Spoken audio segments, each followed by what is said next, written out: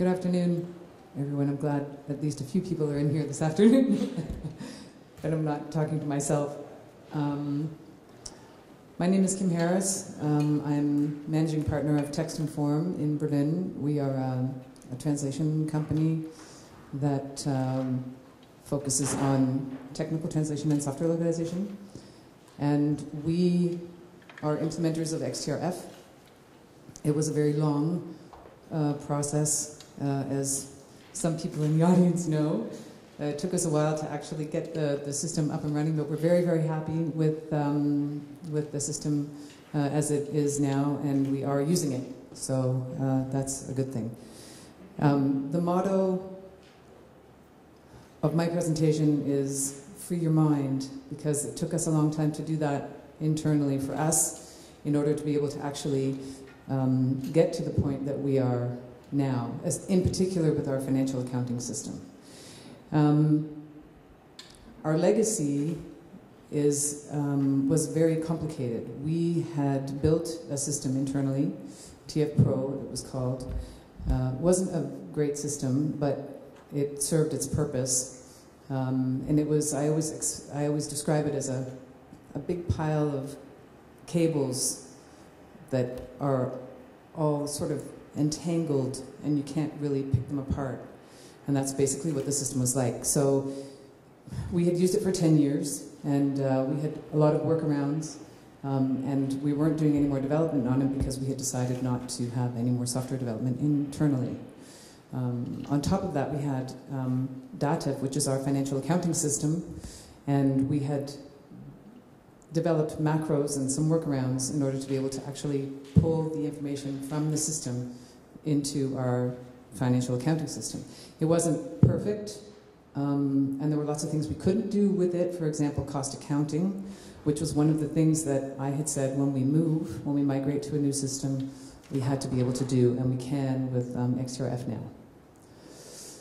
So the transition, our objective was to incorporate cost accounting features in XTRF and be able to port those and map those to our financial accounting system.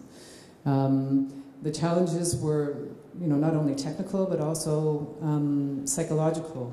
You have a team of 45 people who've been using a system that has sort of worked in a way for 10 years, and to try to motivate them to actually free their minds and accept something new and sort of think a little outside the box was also very difficult. And I'm sure that Tomasz and Lukasz and Dominique can tell lots of stories about that. So the challenge is really incorporating accounting information into a translation management system. You have to, these are the three most important things that are absolutely necessary when you're taking this into consideration. And these three different areas are all done by different people. So when your accounting system, your project managers are not going to understand your accounting system. You need to be able to make sure that you're involving the people who actually have to work with the data and understand what it is that they need from the data. But they're not going to understand the translation management system. That's going to be someone else. And determining the interfaces is also going to be someone else, and that was on the side of XTRF. So we had to try and bring all of these three areas together and to communicate with each other. And it took us a while to actually get that rolling and continuing. Right.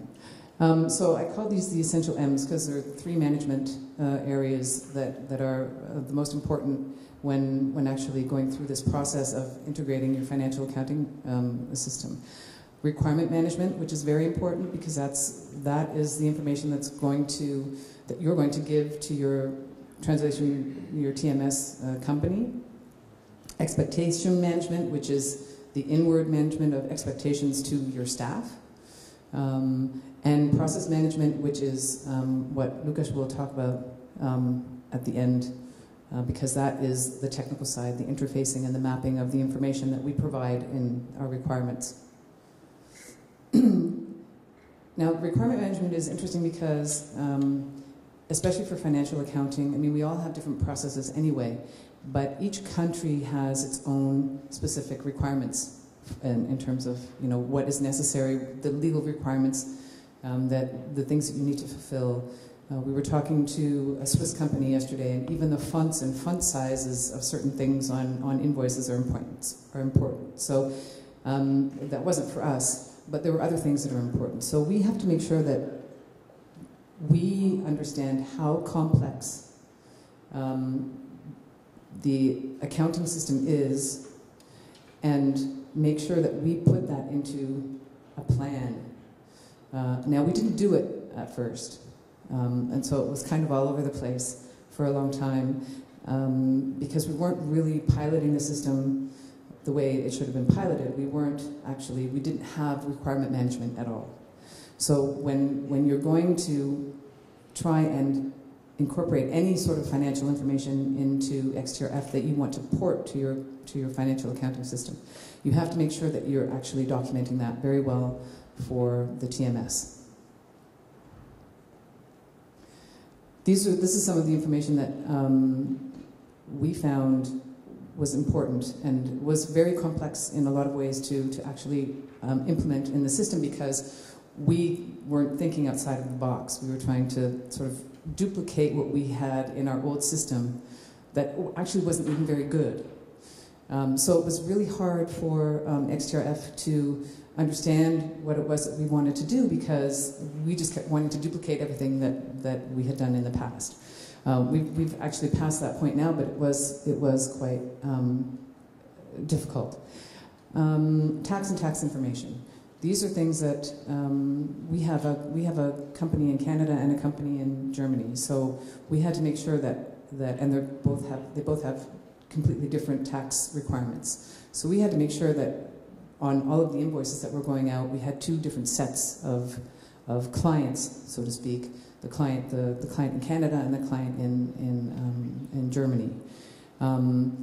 Invoice information, the things that need to go on in invoice. In Canada, for example, we don't need to have the managing directors on the invoice. We don't even have to have an address on the invoice necessarily. But in Germany, you have to have your bank account, you have to have your tax number, you have to have all the managing partners, your address. All of this information has to be on the invoice.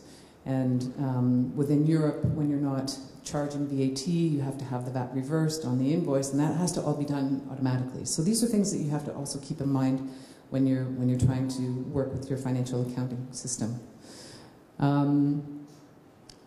One of the examples I want to give you now is master data and cost centers. We wanted to integrate cost accounting into our system because we wanted to know if we were profitable. And we have a highly complex cost center system that consists of, I'm sure Lukas knows the exact number, but approximately 3,000 cost centers, because we do our cost centers by client, language pair, and activity. So there are 6-digit numbers that vary depending on, you know, who we're working for and what language combination, and if we're doing translation or DTP.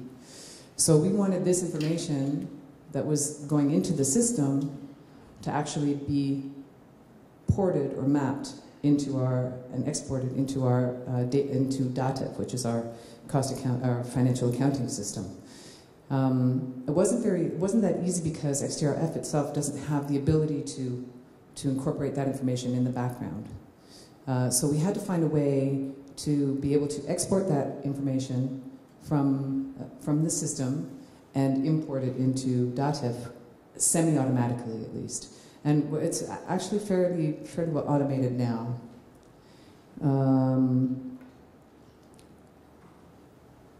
This is an example of an invoice, and all of the items down at the bottom are items that we've invoiced for. So it's for one particular client and a variety of different language pairs. And we need to get this information from the invoice into our financial accounting system so that we can, so first of all, we don't have to duplicate any work because we want that information to go into the financial accounting system anyway, but we also want not only this information to go into the system, but the cost centers to be mapped to the system as well.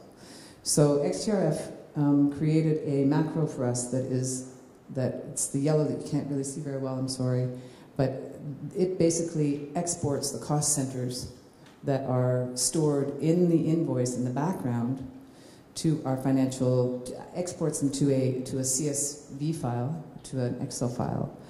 I mean, this is what it looks like as an Excel, but it's actually just a text file. And this information is then automatically sent to our financial accounting system. And you can see the cost accounting, the cost one at the end there, those are the cost center numbers.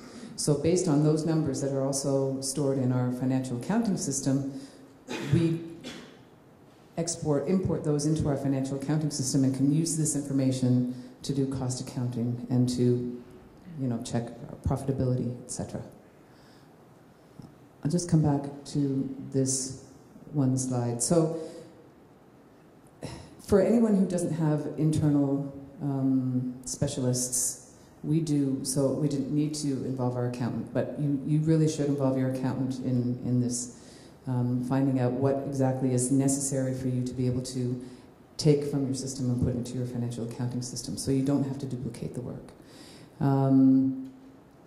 The transfer of standard accounting information is obviously going to be very important. Cost accounting was important for us, and I think XTRF did a really good job of actually getting that in place for us now. They had to, because I was going to be speaking about it today. And one other thing that we also do is HR information. So we have all of our hours, our project management hours, and all of our hours, staff hours, are also exported as a cost center to our financial accounting system. And I can't stress enough, take your time and draft a plan, because it's really, it will save you a lot of time in the end if you try to be as organized as possible. So my last piece of advice is basically free your mind. You really have to get rid of old habits when you're migrating to a new system. And most of us will be migrating to a new system, because most of us will have some sort of system in place before we move to XTRF. We had, for example, a problem with credit note generation. We have a couple of customers that we do rebates for, annual rebates for. And in our old system, we had to have 2 sets of credit note. Well, it was like a separate client for credit notes that we had, because we couldn't do it any other way in the system. And poor Lukasz, I think, went crazy, because our financial girls just kept saying, we have to have this, we have to have this, we have to have this, because that's how it was in the old system. And we just had to think differently and try and put things into perspective. Now we have it I think we have it as a workflow now, right? As a project workflow, which works really, really well. In fact, it works a lot better than having it as a separate client, because it's now completely integrated into the project itself. So that was an example of something that actually worked better when we sort of thought a little outside the box. Working with the developers and continuing to work and not sort of letting it slide. We let it slide for a while, which wasn't a good thing, because it's completely demotivating for the team when you're only doing in bits and pieces. If you're organized and you structure it well, then it goes much more quickly, and you're much better at motivating your team.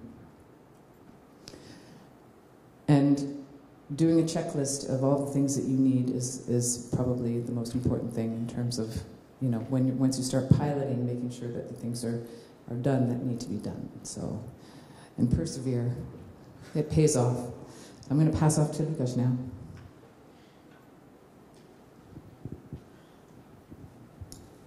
Thank you, Kim.